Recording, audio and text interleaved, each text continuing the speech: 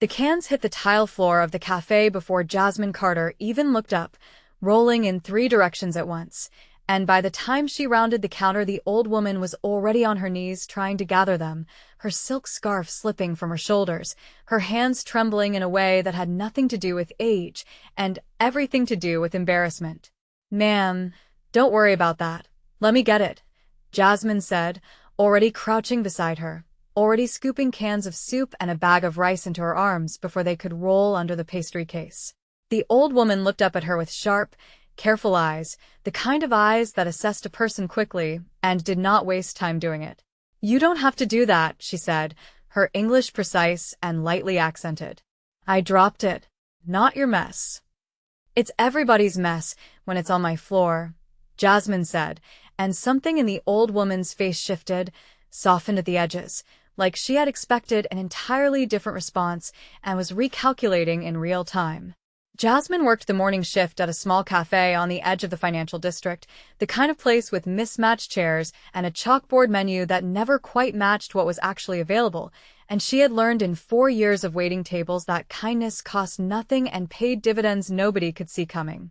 She did not know, crouched on that floor gathering a stranger's groceries, that the woman in front of her was Sun Hee-han, mother of Tae Min-han, a man whose name alone could clear restaurants north of the river in under a minute. She only knew the woman's hands were shaking, and that nobody had offered to help her before Jasmine did, though the cafe had been half full when the bag split. "Sit," Jasmine said, guiding her toward the nearest table with the easy authority of someone who had spent years managing far worse chaos than spilled groceries. "I'll get you a coffee. On the house. Least I can do since apparently gravity had it out for you today." Sun, he laughed, a short surprised sound, like laughter was not something she indulged in often. "You are kind," she said. "That is rare. People assume, because I am old, that I need pity, not help. There is a difference." "I know the difference," Jasmine said. "I don't do pity. I do help." She brought the coffee herself, sat with the woman for the 10 minutes her shift allowed, and listened while Sun, he talked about her garden, about a son who worked too much and worried too much, about a city that had grown too fast and too cold around her over the decades. Jasmine did not know the son in question ran an organization that controlled 6 blocks of import trade and a piece of every dock from here to the river's mouth. She only knew Sun, his eyes crinkled when she talked about her tomato plants, and that kindness, offered without knowing its cost, was the only kind worth offering. Before Sun, he left, she reached across the table and closed her hand briefly over Jasmine's. "What is your name?" she asked. "Jasmine," she said. "Jasmine Carter." Sun, he nodded slowly, as if committing it to memory with real intention, and then she gathered her groceries, thanked Jasmine once more, and walked out into the gray morning light, leaving Jasmine no wiser about what she had just set in motion. The next morning, 4 men in dark suits walked into the cafe before it had even finished setting up chairs. They did not order coffee. They stood near the door, scanning the room with the kind of attention that made every regular customer suddenly remember somewhere else they needed to be, and the one closest to the counter, a broad-shouldered man with a scar through one eyebrow, asked for her by name. "Jasmine Carter," he said. It was not a question. Her stomach dropped straight through the floor. "That's me," she said, because lying felt somehow more dangerous than the truth. "Can I help you with something?" "Mr. Han would like to speak with you," the man said. "It's about his mother." Jasmine's mind raced through every possible version of what could come next, none of them good, all of them ending with her standing in a walk-in freezer somewhere explaining to police why she had disappeared. But there was something in the way the man said his mother, a careful respect underneath the flat delivery, that made her pause instead of panic completely. "Is she all right?" Jasmine asked. "Did something happen to her?" The man's expression flickered, something like surprise passing behind his eyes, as if her first question being about the old woman's well-being rather than her own was not the response he had expected. "She's fine," he said. "Mr. Han would like to thank you personally. That's all this is." That was not all it was. Jasmine would understand within the hour exactly how far from all it was, but in that moment, standing behind a counter with 4 men waiting, wearing an apron that still had yesterday's flour dusted across one hip, she made the choice that would rearrange the rest of her life. She untied her apron, told her manager she was taking her break early, and followed four strangers out into a black car waiting at the curb, because somewhere underneath the fear, she trusted that a woman who cried over spilled groceries had raised a son worth meeting. She had no idea yet how wrong that assumption would prove to be, or how right. The car took her to a building she had walked past 100 times without knowing what it was, glass and steel rising above a street corner she associated only with a good dumpling shop 2 doors down. The elevator required a key card. The floor it opened onto held a single set of double doors, no signage, no directory, and behind those doors sat a man who rose from his desk the moment she stepped inside. Tae-min Han was not what Jasmine expected, though she could not have said exactly what she had expected. He wore a charcoal suit with no tie, sleeves rolled to the forearm despite the formality of everything else about him, and his eyes, when they found hers, were dark and unreadable in a way that made her feel measured rather than seen. "Miss Carter," he said, "thank you for coming." "Your guys didn't really give me the option to say no," she said, because fear made her blunt rather than quiet, always had. Something almost like amusement crossed his face, gone before it fully arrived. "No," he agreed. "They rarely do. I apologize for that. It wasn't meant to frighten you." "Well, it did." "Understandable."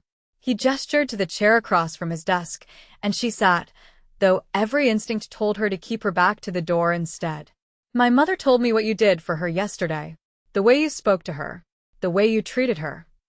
"I helped an old woman pick up her groceries," Jasmine said. "That's not exactly a headline." "It is when almost no one else in that cafe moved to help her," Tae-min said. "My mother is a careful judge of people. She has had to be, for a long time, given who her son is. She does not offer her name to strangers, and she does not sit with them for 10 minutes over coffee. She did both with you." Jasmine studied him, trying to read what exactly this conversation was building toward, whether gratitude or something else entirely. "Okay," she said slowly. "So, thank you noted. Can I go back to my shift now?" "I'd like to offer you something," he said. "A position. Managing operations for a restaurant I own 2 blocks from here. Better pay, better hours, and my mother would like to see you again, which is not a small thing in my world." "Your world," Jasmine repeated. "What exactly is your world, Mr. Han?" He did not answer immediately, and in the silence that stretched between them, she noticed things she had not noticed on her way in. The stillness of his hands, folded precisely on the desk. The particular quality of his attention, total and unblinking, the way a predator watches something it has not yet decided is prey, or is simply interesting. The faint scent of sandalwood that clung to the room, expensive and deliberate, nothing about him accidental. "I think you already suspect," he said finally. "And I think you're too smart to pretend otherwise. I run an organization that most people in this city know better than to ask about directly. My mother wandering into a cafe unattended was, frankly, a security failure on my part. But it led to you, and I don't believe in wasting the good that comes out of my mistakes." Jasmine's heart hammered against her ribs, though her face, trained by years of managing difficult customers, gave away almost nothing. "You're telling me you're some kind of crime boss," she said flatly, testing the words in her own mouth to see if they made the whole thing feel more or less absurd. It made it feel exactly as absurd and exactly as real as it was. "I'm telling you my family has run parts of this city for 3 decades, he said. "And I'm telling you that whatever job I offer you comes with risk attached, because proximity to me is never neutral. I'd rather you know that before you decide anything." She should have walked out. She very nearly did.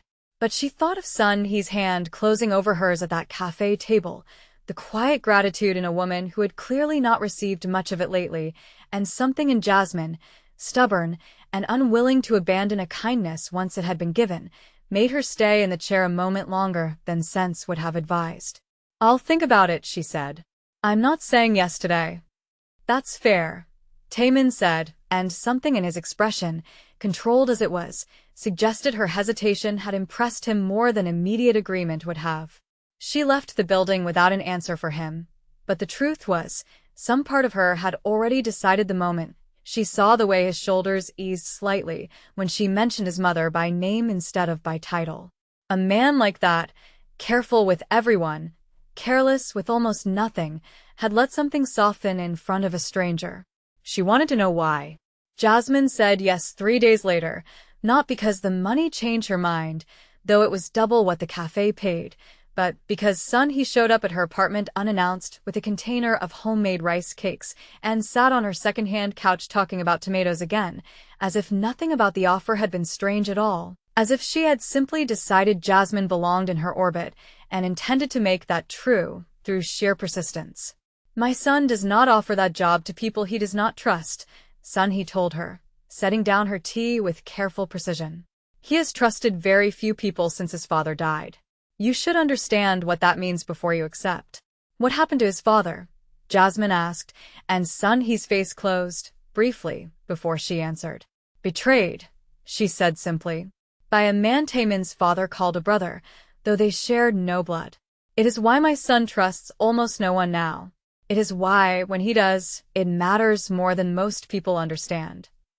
Jasmine started the job the following Monday, managing the front of house at a restaurant called Han Garden, 3 blocks from the tower where she had first met Taemin, and within 2 weeks she understood that the restaurant, like everything else connected to him, operated on 2 levels at once. The dining room served some of the best bulgogi in the city. The private room in the back hosted meetings where men spoke in low voices and left through a separate exit, and Jasmine, sharp enough to notice patterns others missed, began cataloging things she was probably not meant to notice. Taemin came by most evenings, always after the dinner rush, always taking the same corner table where he could watch the door. Jasmine found herself drawn to that table more often than her job strictly required, bringing him tea he had not ordered, correcting the temperature of dishes the kitchen sent out too fast, finding reasons to linger near him that had nothing to do with restaurant management and everything to do with the way his attention settled on her like she mattered in a room full of men who thought they did. You don't have to check on me every night, he said one evening, though there was no real complaint in it. Somebody's got to make sure you eat something that isn't cold by the time you notice it's in front of you, she said. You work through everything. I've watched you do it for 2 weeks straight. Something shifted behind his eyes, subtle, the kind of shift she was learning to read on a face that gave away almost nothing to anyone else. My mother said something similar to me last week, he said. That I don't know how to be still. She's not wrong. Why not? Jasmine asked, sitting across from him without asking permission, something she would not have done her first week and did easily now. He was quiet for a long moment, turning his teacup slowly between his hands. Stillness got a man I trusted killed, he said finally. My cousin sang. He believed the wrong person's promise, stood still while they made it, and by the time he understood what was happening, it was too late to move. I decided after that I would never be caught still again. It's easier than admitting I don't know how to grieve him properly. It was the first real thing he had told her, unguarded and unpolished, and Jasmine understood instinctively that this was not a wound he showed to many people. She did not offer sympathy, sensing correctly that he would not want it. You can be still with me, she said instead. I'm not going to use it against you. He looked at her then, really looked, the way a man looks when he has just realized something has already changed, and he cannot undo the knowing of it. That's a dangerous thing to offer someone like me, he said. I didn't say it was safe, Jasmine said. I said you could do it anyway. The restaurant's back door opened hard 3 nights later, and 2 men Jasmine did not recognize walked in with guns visible beneath their jackets, moving straight toward Taemin's corner table with the kind of purpose that left no room for misunderstanding. Jasmine did not freeze. She grabbed the tray of hot tea from the table beside her and threw it directly into the closer man's face, the scalding liquid buying just enough chaos for Taemin's own security to close the distance, and in the scramble that followed, she felt his hand close around her wrist and pull her down behind the host's stand, his body angled over hers, his heartbeat hammering against her back in the same rhythm hers hammered in her chest. Stay down, he said against her ear, low, controlled despite the gunfire that followed seconds later from somewhere near the kitchen. You're safe. I've got you. She believed him completely, and that terrified her more than the gunfire did. The gunfire lasted less than a minute, Though it felt like an hour crouched behind the host's stand with Tae-min's weight covering hers, his hand splayed protectively across the back of her head. When it stopped, when the silence that followed felt more dangerous than the noise had, he pulled her up carefully, checking her over with quick, precise movements, his jaw tight with something that looked almost like fear before he mastered it back into stillness. "You're not hurt," he said, more statement than question, his hands framing her face for a brief moment before he seemed to catch himself and step back. "I'm fine," she said, though her hands were shaking now that the adrenaline had nowhere left to go. "Are they gone?"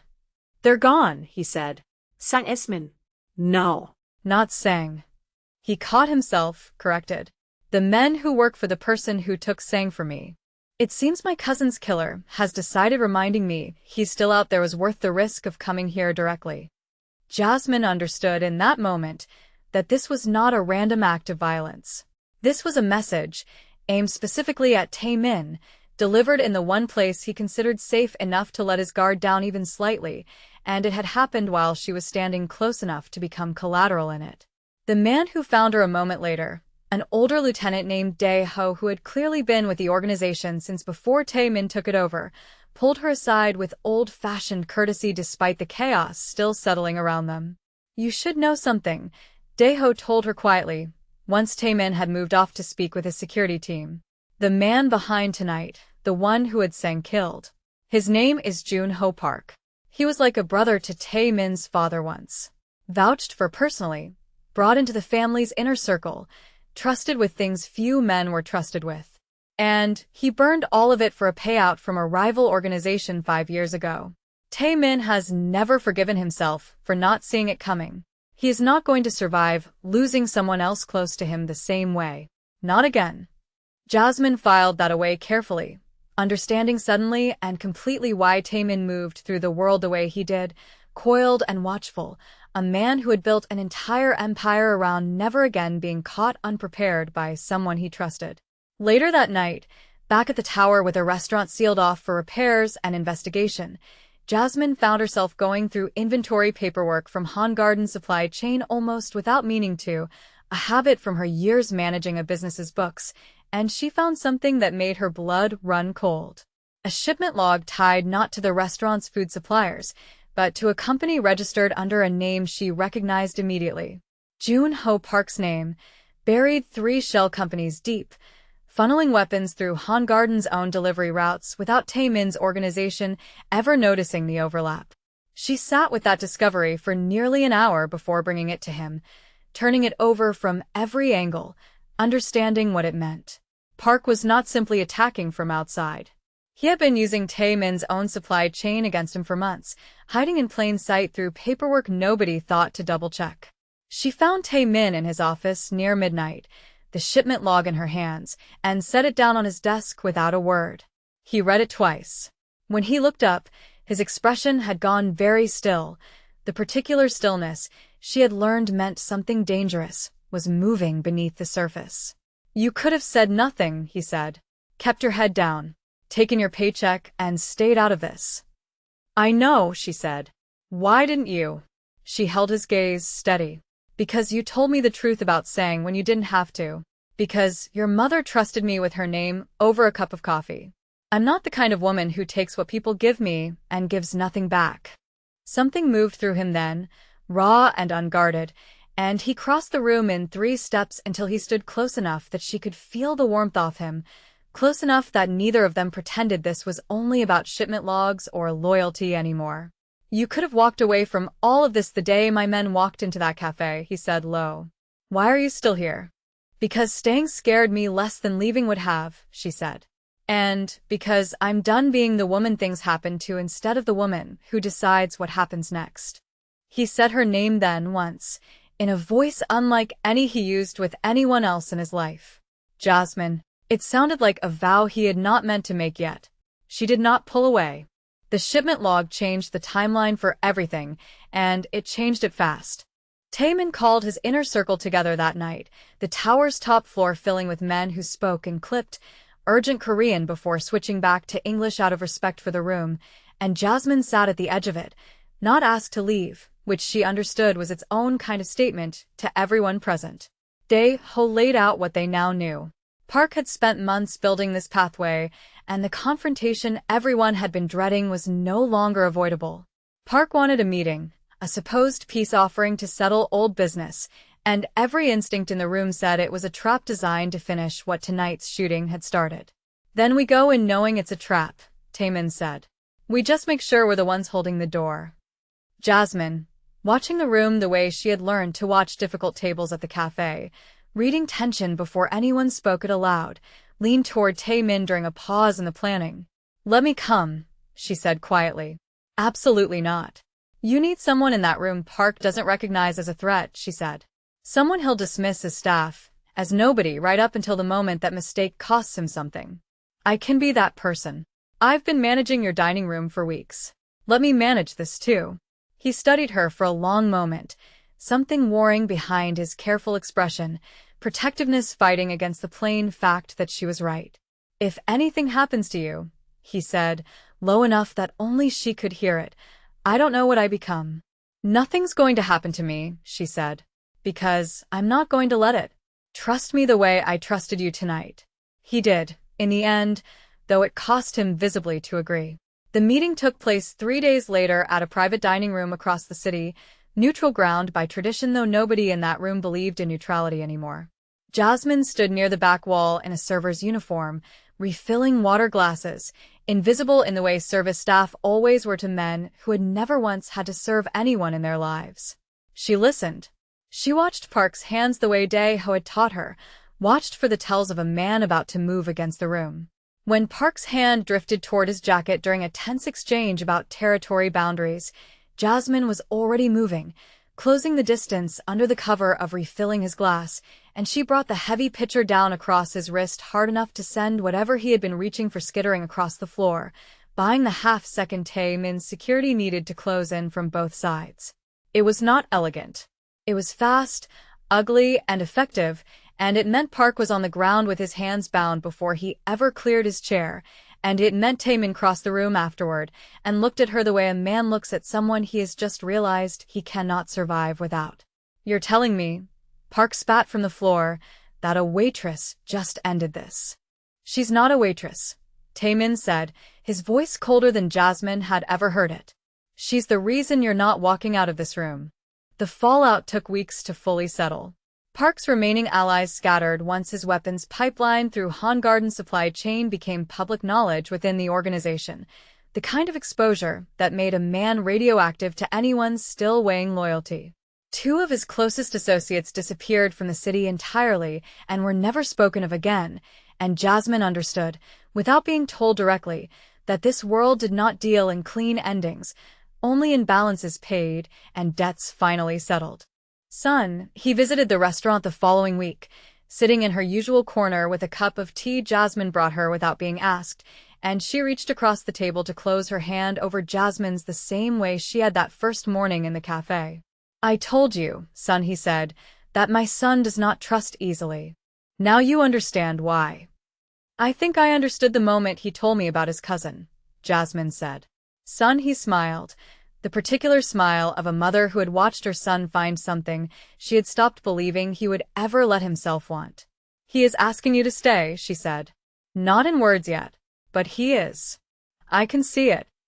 He asked her properly 2 nights later, on the tower's rooftop terrace, the city spread out below them in a wash of amber light, Taemin standing close enough that she could feel the warmth radiating off him even before he spoke. I'm not going to pretend this life is safe, he said. I'm not going to promise you it gets easier from here. But I'm asking you to stand in every room I walk into for the rest of my life, the way you stood in that dining room 3 days ago. Not because I need protecting. Because I want you there. Jasmine looked at him, at the man who had told her the truth when lying would have been easier, who had let her fight her own battles instead of shielding her from them, who had built an empire out of grief and control and had somehow, despite everything, made room in it for her without asking her to become smaller to fit. I'm not staying because I need saving, she said. I'm staying because I choose it. There's a difference. I know, he said. That's the only reason I'm asking. She answered him by closing the distance between them herself, her hand finding the lapel of his jacket, and when their mouths finally met it was certain.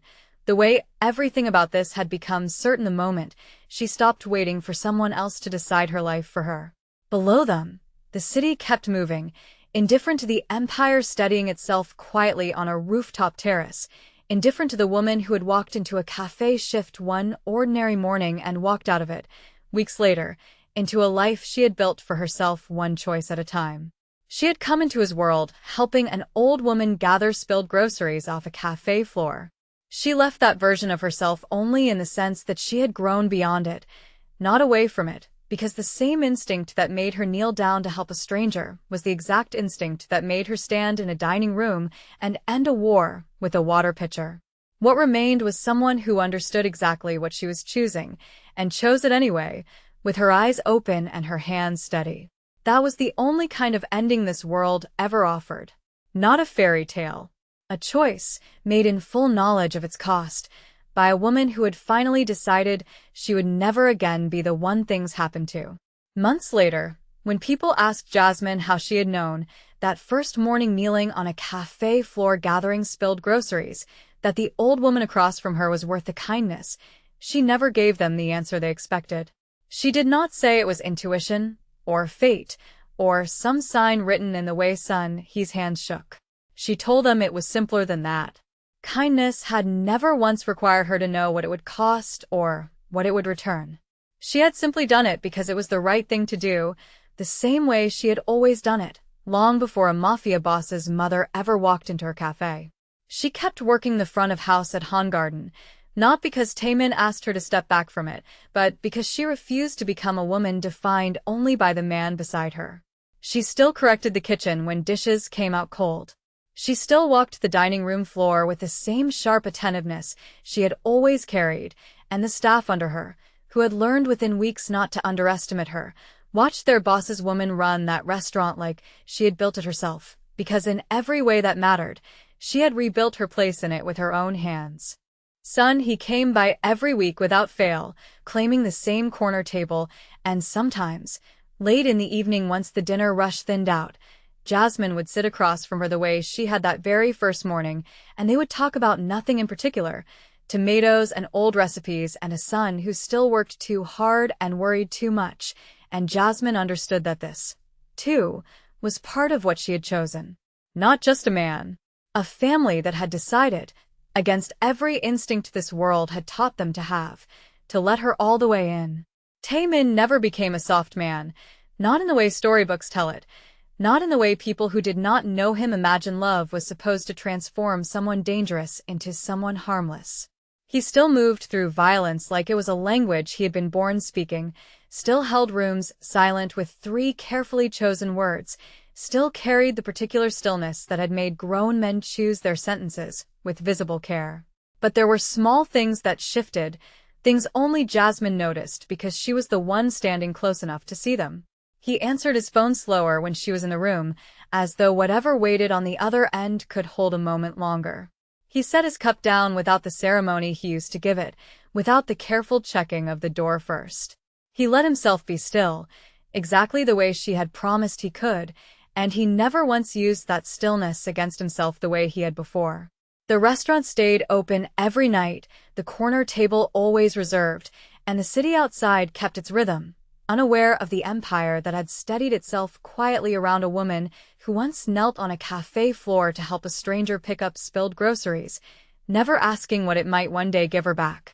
There was a moment, near the end of that first year, when Jasmine stood at the host stand of Hongarden watching the dinner rush ebb into the quiet hush of late evening, and she caught Taemin watching her from across the room the way he had that very first week, total and unblinking, the look of a man still deciding whether what he had found was real.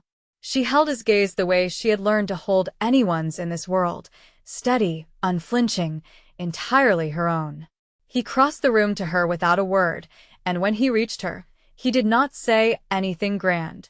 He simply took the order pad out of her hands, set it on the counter, and pulled her into the kind of stillness he had once told her he did not know how to hold. "I'm still here," she said, answering a question he had not needed to ask aloud. "I know," he said. I'm starting to believe it. That was enough. It had always been enough. From the very first morning she chose to kneel down on a cold tile floor instead of walking past a stranger in need, all the way to this quiet corner of an empire that had, against every rule this world usually followed, learned how to make room for softness, without losing its edge. Somewhere across the city, Sun, he was likely tending her garden by lamplight, humming to herself the way she always did, entirely unaware that the kindness she had once received from a stranger over spilled groceries had rearranged the whole architecture of her son's guarded life. Jasmine liked to think that some debts were never meant to be repaid directly. They simply traveled forward, quietly, until they landed somewhere they were needed most.